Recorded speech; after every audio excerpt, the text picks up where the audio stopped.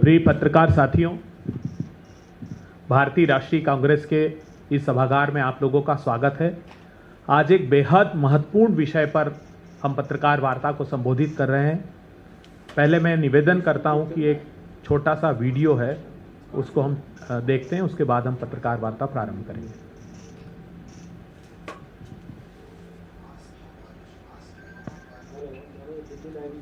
छठ की शुरुआत हो चुकी है। छठ के मधुर गीत और संगीत कानों में गूंजने लगे हैं, लेकिन दूसरी तरफ देश के कोने कोने से छठ पूजा में शामिल होने ट्रेनों से बिहार लौट रहे हमारे भाई बहनों की स्थिति बेहद शर्मनाक है।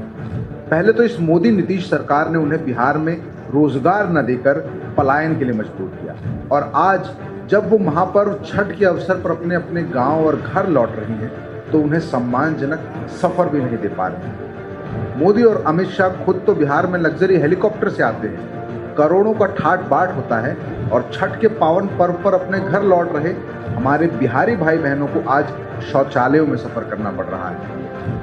ऊपर से ये सरेआम झूठ बोलते हैं कि बिहारियों के लिए 12,000 स्पेशल ट्रेनें चल रही हैं, जब पूरे देश में कुल 13,452 ट्रेनें ही चल रही हैं, तो ये 12,000 स्पेशल ट्रेनें कैसे चल रही हैं? ये झूठ क्यों? बिहारियों के साथ ये मजाक क्यों? आंख मूंद लेने से सच नहीं बदलता। आज पूरा बिहार पलायन की मार झेल रहा है।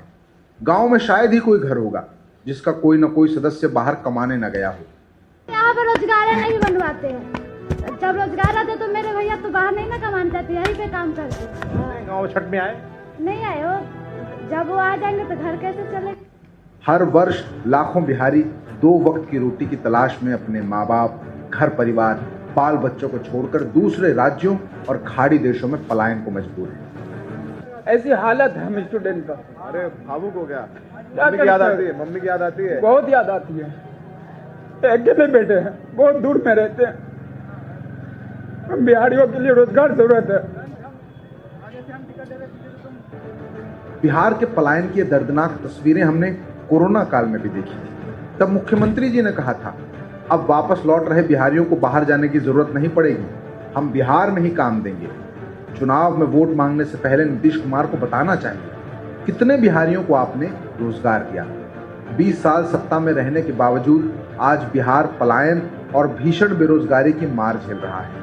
न कोई उद्योग है, न व्यावसायिक ढांचा, न शिक्षा और स्वास्थ्य की बेहतर व्यवस्था। यही है मोदी नीतीश के 20 साल के विकास की असली तस्वीर। पलायन की मार कब तक झेलेगा बिहार?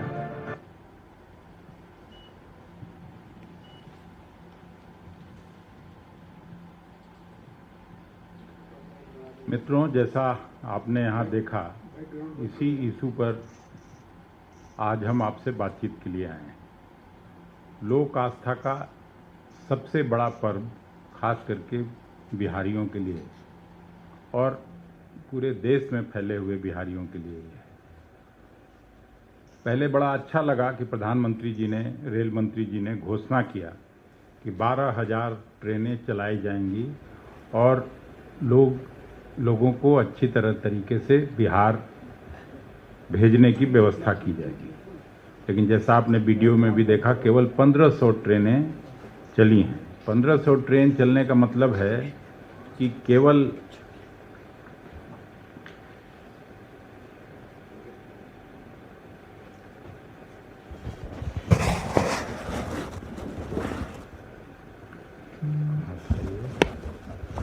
हम्म 1500 ट्रेन का मतलब है 19,20,000 यात्री, और वायदा किया गया था कि 1,53,60,000 यात्रियों को पहुंचाने की व्यवस्था होगी, जैसा कि 12,000 ट्रेनों में लोग जा सकते थे, ये नहीं था। लेकिन इस तरह का झूठ और मिथ्या प्रचार करके चुनाव के समय में लोगों को दिग्भ्रमित करने की कोशिश, और आपने सभी ने देखा कि किस तरह से लोग टॉयलेट में बैठ के, सो के और वहाँ पहुँचने की कोशिश बिहारी भाई बहनें कर रही थी।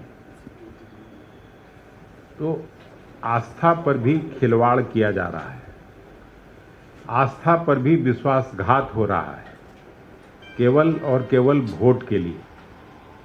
जैसा पहले कभी बंद चीनी मिल के चिमनी से धुआं निकालने की बात होती थी, बंद चीनी मिल को चालू करने की बात होती थी, जिस तरह से 2 करोड़ लोगों को रोजगार देने की बात होती थी, जिस तरह से 15 लाख रुपया हर आदमी के खाते में देने की बात होती थी, जिस तरह से 2022 में किसानों की आमदनी को दुगना करने की बात होती थी, ये लगातार छलावा बिहार और बिहारियों के साथ पिछले 11 साल से, और वहाँ जो नीतीश जी के साथ सरकार है 17-18 साल से, 1-2 साल 3 साल इधर उधर जो उनका पलटी मार के उसको हटा भी दीजिए समय, तो मोटा मोटी 17 साल भारतीय जनता पार्टी के साथ सरकार नीतीश जी चलाए हैं, जिसमें लगातार बिहार पिछड़ता जा रहा है।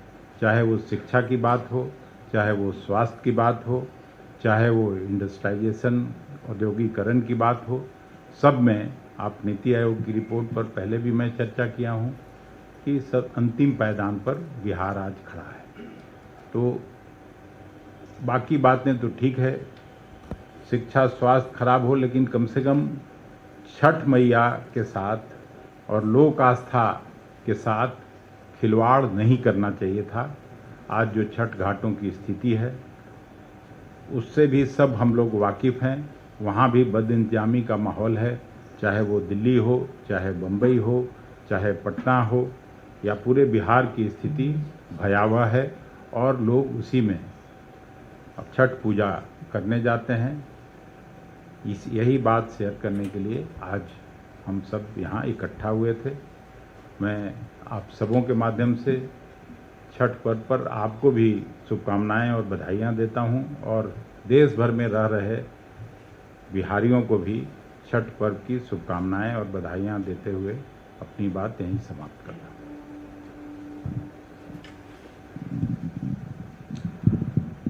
धन्यवाद माननीय सांसद अखिलेश प्रसाद जी। पत्रकार साथियों, ये वेदनाएं जो अखिलेश प्रसाद जी ने आपके सामने व्यक्त की है, समूचा बिहार त्राहिमाम कर रहा है।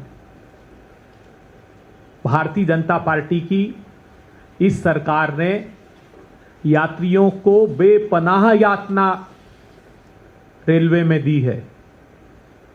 हमारे इस महापर्व पर हमारी धार्मिक भावनाओं के साथ आघात किया है। यात्रियों के साथ, बिहार वासियों के साथ कुठाराघात भारतीय जनता पार्टी की सरकार ने किया है। याद कीजिए, प्रधानमंत्री नरेंद्र मोदी, भारतीय जनता पार्टी के अध्यक्ष जेपी नड्डा, अमित शाह जी ये कहते नहीं थकते थे कि 12,000 ट्रेनें हमने चलाई। अगर सचमुच 12,000 ट्रेनें आपने चलाई होती तो 22 अक्टूबर को भारतीय रेलवे ने एक प्रेस नोट जारी किया।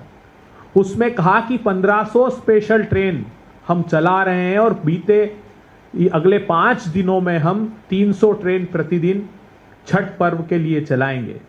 इसका अर्थ क्या हुआ? इसका अर्थ हुआ कि अगर एवरेज 16 डिब्बे एक ट्रेन में होते हैं तो यात्रियों की संख्या 19-20 लाख मात्र होती है। और ईसीआर ने 2024 में जो स्टेटमेंट जारी किया रेलवे के, मतलब ईस्टर्न सेंट्रल रेलवे जो बिहार का एक महत्वपूर्ण जोन है जहां से यात्री बिहार के लिए दूसरे प्रांतों से आते हैं, उसने कहा कि 2024 में जो छठ पूजा करके यात्री यहां से हमने हैंडल किए वापस दूसरे प्रांतों में भेजे वो 40 लाख थे। अगर एक जोन ये कहता है तो फिर पूर्व मध्य रेलवे हाजीपुर वाला जिसका मैंने जिक्र किया 40 लाख, पूर्वोत्तर रेलवे यह जोन बिहार को उत्तर प्रदेश, नेपाल और कई क्षेत्रों से जोड़ता है। पूर्वी रेलवे कोलकाता का यह जोन पश्चिम बंगाल से बिहार तक ट्रेन चलती है, खासकर आसनसोल, हावड़ा जैसे प्रमुख स्टेशनों से। उत्तर रेलवे दिल्ली का यह जोन दिल्ली, आसपास के राज्यों हरियाणा, पंजाब, राजस्थान, उत्तर प्रदेश और दक्षिण भारत के लिए अन्य जोन। तो फिर इन जोनों का आंकड़ा क्या होगा जो भारतीय रेलवे ने बताया है कि हमने 1500 स्पेशल ट्रेनें चलाई है। अब प्रश्न ये उठता है कि मां अपने छोटे छोटे मासूम बच्चों को लेकर रेलवे स्टेशन पर दौड़ रही है और वो कह रहे हैं कि पलायन के लिए पहले तो नीतीश मोदी सरकार ने बिहार से मजबूर किया।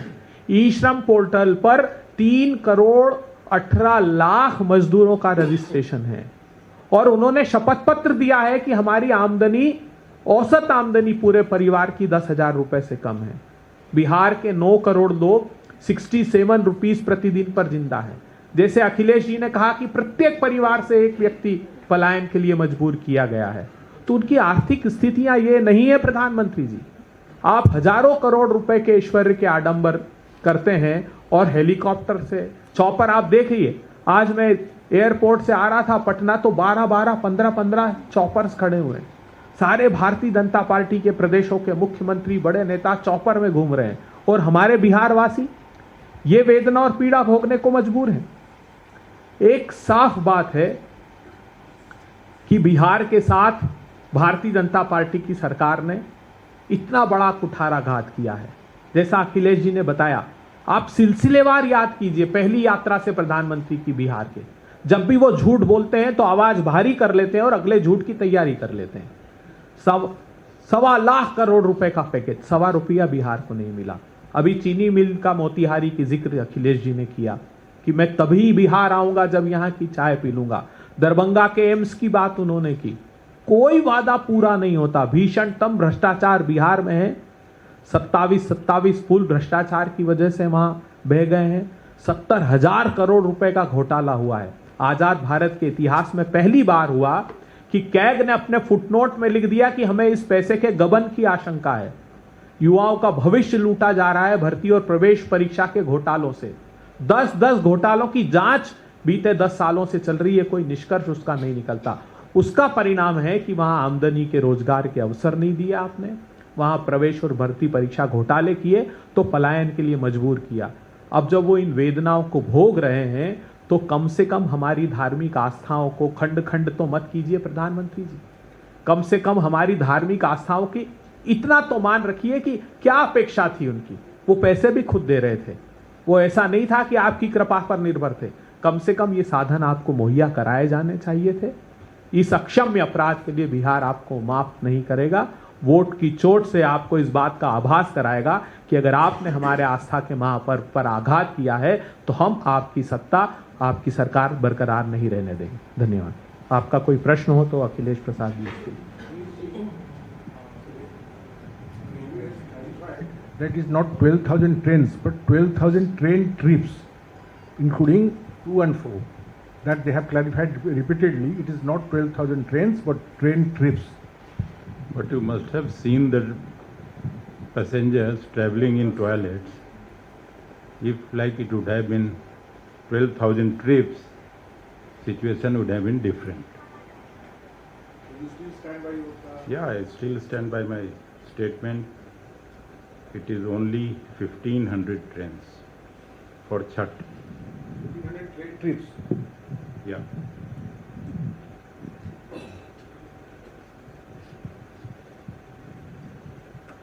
और तो कुछ नहीं है।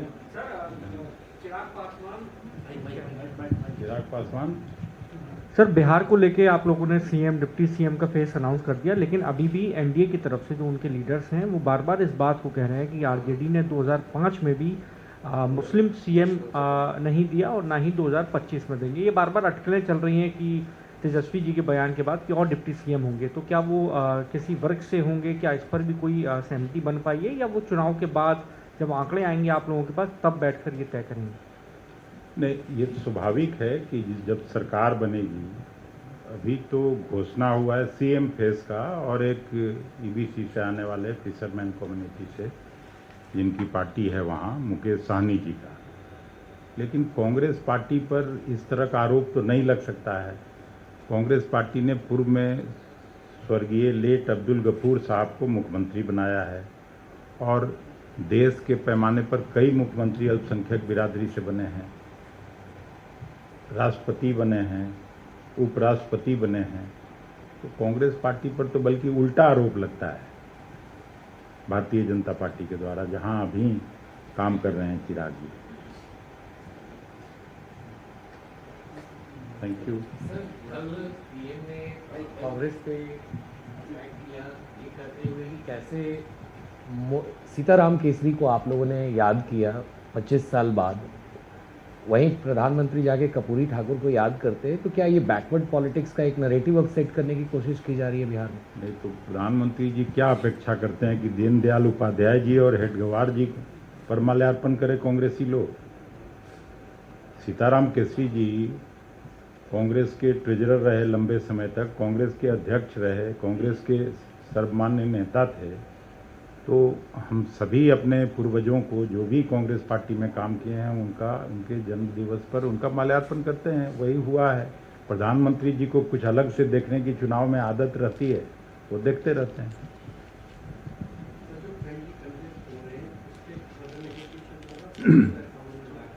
नहीं, बिल्कुल होगा। और हमको लगता है कि सभी पार्टी के लीडर्स का ये मत है कि चुनाव जहाँ भी 2-3 पार्टियां लड़ रही हैं, कहीं सीपीआई, कहीं कांग्रेस, कहीं आरजेडी, कहीं कांग्रेस, तो अंत में जब चुनाव नज़दीक आएगा तो लगेगा कि ये ज़्यादा मजबूत है तो एक आदमी विड्रॉ करेगा। यही कोशिश होनी चाहिए। कहा जा रहा है कि आपकी नाराजगी है बिहार कांग्रेस की बुराई कृष्णा लालू से, और आपके बेटे आकाश ने भी उनके खिलाफ फेसबुक पर बहुत सारी बातें लिखी और कहा कि उन्होंने टिकट बेच दिया। असली सवाल आप ही करते हैं। एक तरफ लोग नाराज हैं कि मेरे ज़्यादा लोगों को टिकट मिल गया, और तब भी हमको नाराजगी अगर हो सकती है तो आपकी खबर में कितनी सत्यता है आप ही बता सकते हैं। आकाश ने क्या किया? फेसबुक पे पोस्ट लिखा जिसमें कृष्णा लालू ने टिकट बेच दिया। नहीं, मुझे नहीं मालूम। देखिए, टिकट का जब वितरण होता है तो आरोप प्रत्यारोप तो लगता ही है, और बहुत सारे कार्यकर्ता जो टिकट चाहते होंगे वो नाराज होंगे, गुस्सा में कुछ लिखते होंगे, कुछ बोलते होंगे, ऐसा हो सकता है। और आए दिन खबरें चल रही हैं इस तरह की, लेकिन केवल एक पार्टी में नहीं, सभी पार्टियों में। Thank you.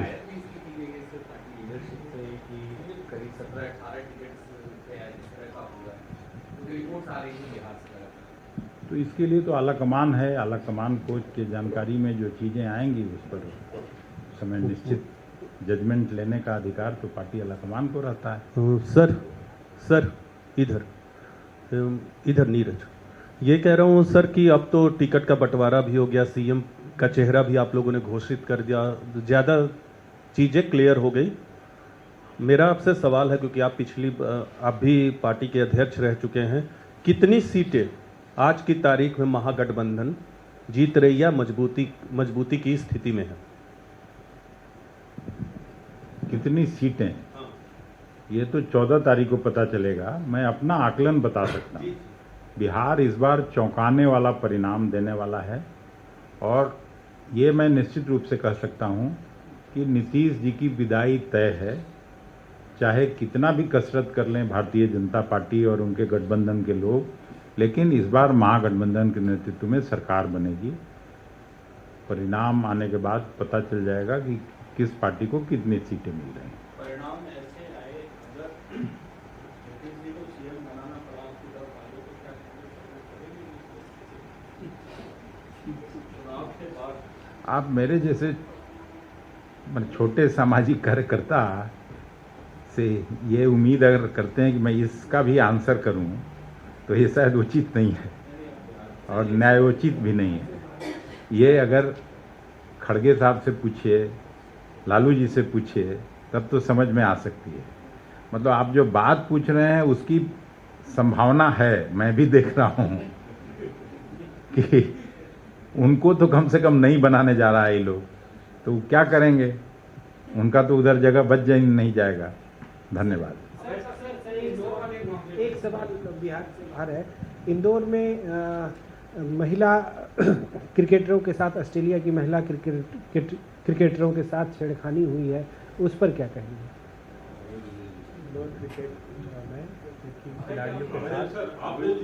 नहीं, अच्छा, अब अभय दुबे जी को ही देते हैं जब इन्हीं से चाहते हैं। जैसा मैंने कहा है कि इंदौर माँ अहिल्या की पावन धरती है, और न्याय की मिसाल अगर समूचे हिंदुस्तान में कहीं मिलती है तो वो इंदौर में मिलती है।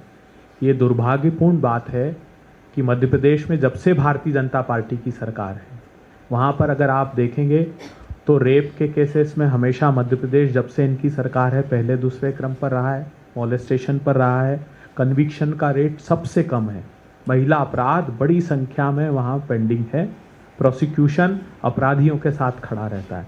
मैं अपेक्षा करता हूँ, मध्य प्रदेश सरकार से अनुरोध करता हूँ कि कड़े से कड़ी कार्रवाई करें ताकि आगे कोई ऐसा दुस्साहस न कर सके, क्योंकि ये समूचे भारत की साख का प्रश्न है। अगर विदेशी हमारी महिला खिलाड़ियों के साथ अभद्रता होती है, मॉलेस्टेशन होता है, तो इसकी जितनी आलोचना की जाए वो कम है।